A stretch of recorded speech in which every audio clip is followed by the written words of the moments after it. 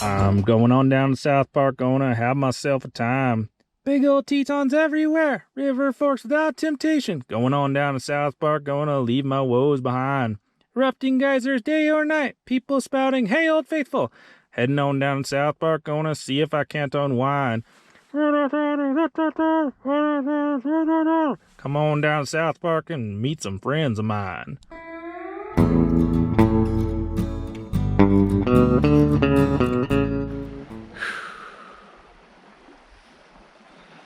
Good morning. It is brisk out here. The last few days have been in the 80s, and all of a sudden overnight it dropped down to 30 degrees. And I was not expecting that, so my little toesies were frozen this morning. Whew. Anyways, today's gonna be awesome because welcome to Grand Teton. Woo! Guys, we made it to Wyoming. Woo! Actually, just kidding. The last few days I've actually been hiking through the Tetons, and they are amazing and gorgeous, but I didn't film anything. I actually like them a lot better than Yellowstone, because when I went up into the main park, it went a little something like, ooh, woohoo, cool. But I think that was because of the amount of tourists and things, and I just didn't have as good of an experience, but I'm gonna give it a second chance, and I'm gonna take you guys along for the ride. So let's go explore Yellowstone together. Come on, let's go check it out.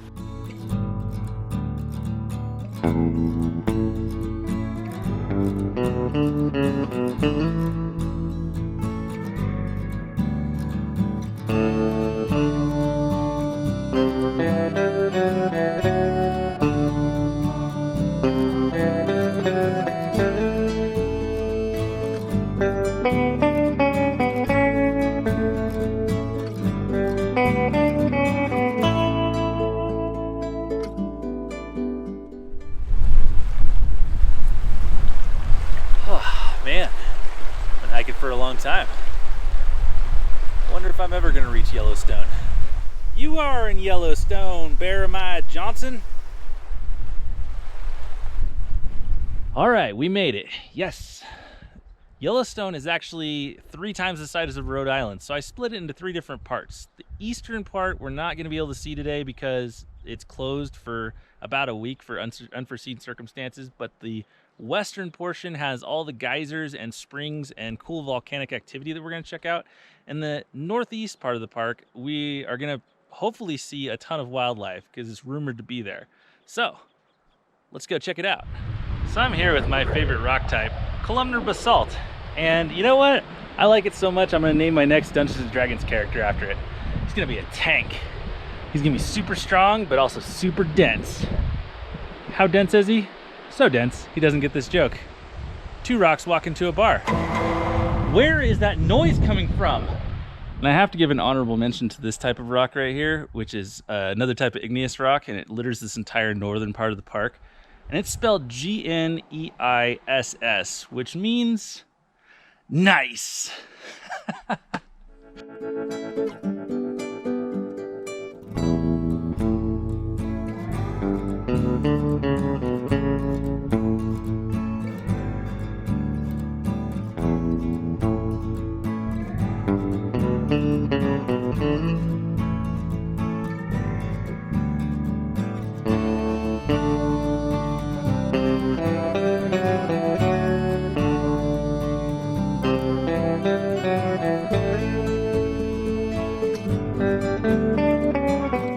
Most of Yellowstone is actually in this giant caldera of an ancient volcano, and it's not going to erupt anytime soon, regardless of what your friend on the internet says. But that means there are a ton of these little geyser basins all over the place, and it makes me wonder, why do geysers erupt? It's about time we have the talk, son. Nope, we are not going through that again. No. And if you're wondering what the cool orange and yellow coloring is on the edge of the geysers, it's actually not the geysers at all. It's a type of bacteria called thermophiles, and they thrive on the moisture and heat and minerals that are produced by the geysers. So it's sort of like a symbiotic coexistence, and that's pretty cool. You see, whereas most geysers erupt suddenly and without warning, kind of like a teenage boy going through puberty, it's a terrible time. Old Faithful is different. it erupts on such a regular schedule that the park rangers here can actually predict its eruptions down to the exact minute, which is bonkers. I know I use that word a lot, but I love it. Bonkers. Rolls off the tongue.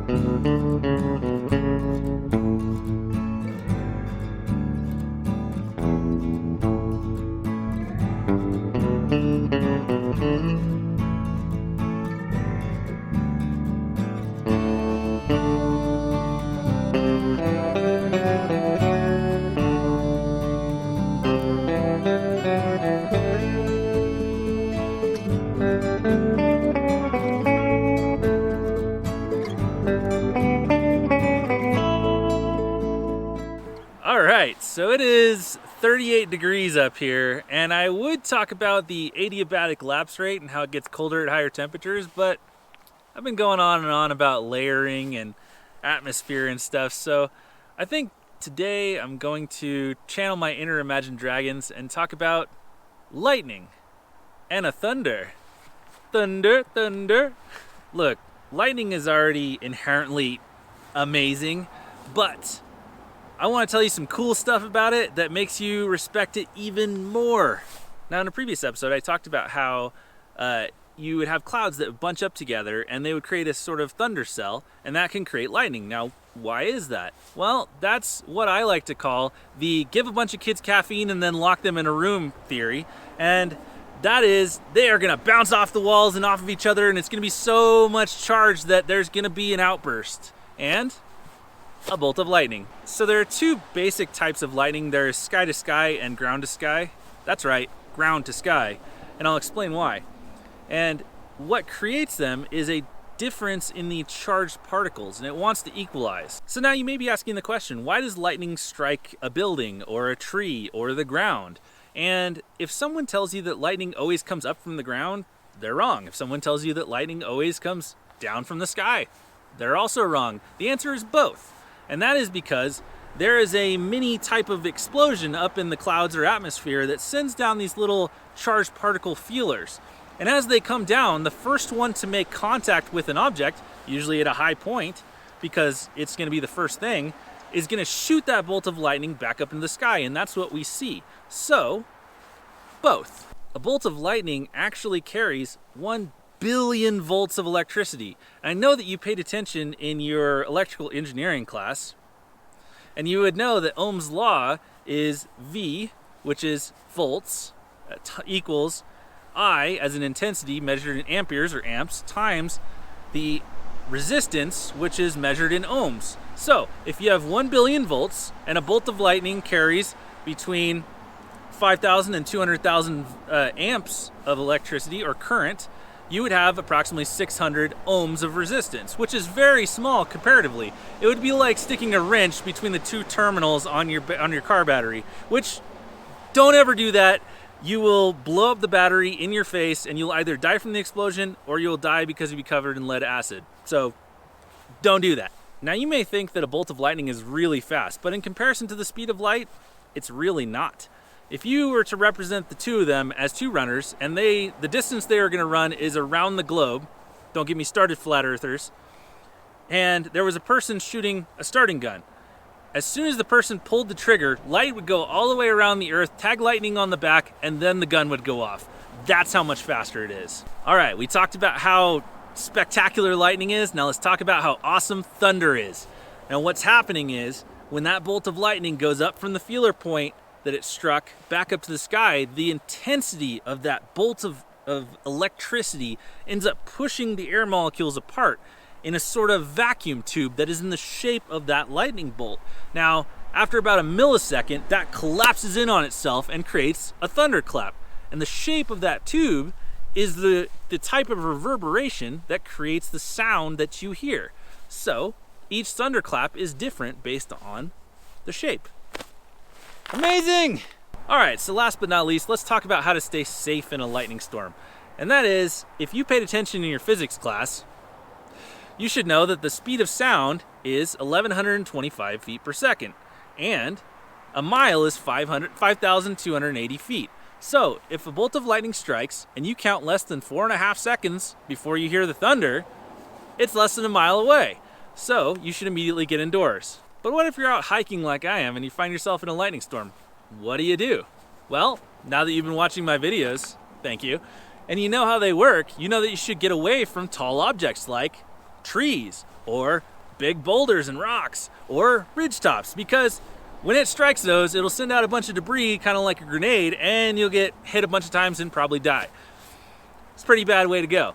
So, you want to find a big open area like this, preferably one with rollers or rolling hills so you can get to a lower point. That way those feelers will hit a taller point and won't strike you, and also the debris won't have a path to hit you. Smart, right? But if you don't have any rollers and you have a flat plane like this, you want to crouch down and create a small profile so that lightning bolt will have less chance of hitting you.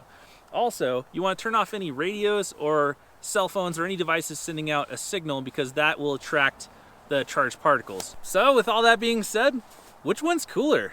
Lightning or thunder? Honestly, I think they're both equally as awesome in their own ways. It's just a matter of opinion, so let me know what you think. Alright guys, thanks for joining me through Yellowstone. I'm sorry it was raining, and although I talk about it a lot, I can't control the weather. And also, I'm sorry for not filming any of Grand Teton, because it's amazing and I recommend it. Bad bear. But it was amazing talking to you about lightning and thunder, and hopefully you appreciate it a little bit more. So, until next time, remember, like others, share an awesome adventure, and subscribe to A Better Way of Life. Now, I'm gonna head on down to South Park and see if I can't unwind. See you guys on the next one. Thank you.